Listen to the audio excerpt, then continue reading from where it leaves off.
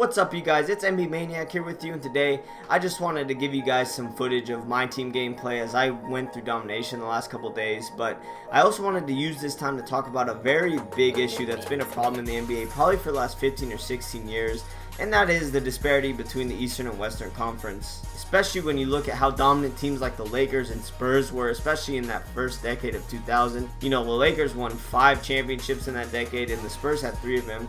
And while there was a couple Eastern Conference championships in there, you know, until the Heat came around, you know, it had just been Western Conference domination. And even though the Heat have won a couple and the Cavs won last year, you know, there's no secret that the overall competition between the conferences is hugely different. And I'm going to show you what I mean first by just reading off the playoff teams as of right now. And again, I know it's still early in the season and a lot of these teams could turn it around, but you know, I just wanted to give you guys an idea of what I'm talking about. So currently sitting atop the Eastern Conference are the Cavaliers at 10-2, followed by the Hawks at 9-4, and the Hornets and Raptors, who are tied at 8-4. Now, these are the top 4 seeds, and you know, these are pretty respectable records, but after that it kind of drops off. You know, at the 5th seed you got the Bulls at 8-5, and then you got the Knicks at 7-6, and then at the 7th and 8th seed you have the Knicks and the Magic at 6-7. Now, I know a couple years ago there was 2 teams that made it into the playoffs in the Eastern Conference without winning records, and in my opinion that just shouldn't happen. You know, I don't think it's fair to the Western Conference teams, and I'll show you what I mean as I read off their top 8 teams. As of today, the Clippers sit atop at 12-2, followed by the Warriors at 11-2, the Spurs at 10-3, and the Grizzlies at 8-5. And you know, these top 4 seeds are a lot stronger overall than the Eastern Conference. I mean, I know the Cavaliers, you know, they're definitely a good team, but look at the 2nd seed in the West and the 3rd seed, 11-2 and 10-3, when in the Eastern Conference it's 9-4, 8-4. Again, I know it's not a huge difference, but as the season progresses, you know, you're gonna really see how much of a gap there really is. And the bottom 4 seeds in the Western Conference playoff picture as of right now are the Rockets at 8-5, the Thunder at 8-5, the Lakers at 7-6, and the Blazers at 8-7. And then at the 9th seed, we still have the Jazz, who are at 500. So, you know, clearly there's a lot more overall talent in the Western Conference, and it's just been this way for so long. And the main reason is just because the superstars, all the guys that make the most money, you know, the ones that are on all the commercials and all that, almost all of them are exclusively in the Western Conference. When you think of big superstar names, you know, names like Kevin Durant, Westbrook, Stephen Curry, LeBron James, you know, all those kind of players, when you really look at it, in my opinion right now, there are really only 3 superstars in the Eastern Conference, and that is LeBron James, obviously the Cleveland Cavaliers, Kyrie Irving, who's also on the Cavaliers, and I'm still going to throw Paul George in there because I just think, you know, he's a really, really talented player. And I know the Pacers are not starting off as well as I hope, and you know, I'm going to stop calling him a superstar if he doesn't get his team to get on the right path. But as of right now, that's probably it, and I'm hesitant to throw DeMar DeRozan in there, but he is leading his team and the league in scoring at 34 games, so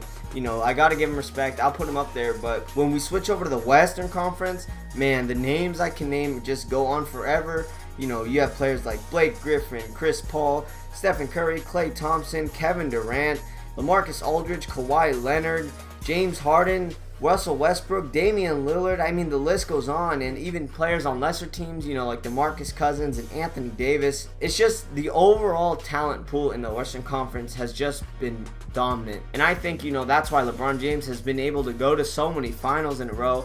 Not to take anything away from him, you know, it's not his fault that the Eastern Conference is a lot weaker, but I do think it's fair to say he's had a much easier path than some of these other teams.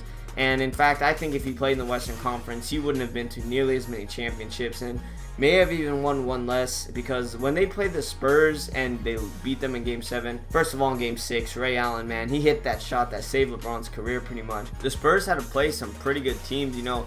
I know that they swept the Lakers, that was easy, but remember in the second round, they had to play that young Golden State Warriors team, as we know now, was nothing to fool around with. And they did sweep the Grizzlies, but that was the year they were playing really well, and I think the Spurs were a little more, you know, exhausted, and I expect this to continue as the Eastern Conference has just looked, you know, like the Eastern Conference. And it's frustrating because I feel like the last 2 years we go into the season saying this is the year, you know, they're starting to pick it up, young talent, you know, coming together, and it just never happens. You know, there are some young talented players that I do believe are going to be really good in the Eastern Conference. Specifically, players like Giannis Antetokounmpo is the first name that comes to mind, and even Andre Drummond. You know, he's still pretty young, a lot of people forget, but until free agents start looking at Eastern Conference teams and giving him more of a shot to sign with them, I just don't see this problem changing, and I don't blame him. You know, one of the big reasons I think the Western Conference has so many better players is because the teams play in better areas. You know, I mean, you can't compare playing in somewhere like Cleveland to LA, you know,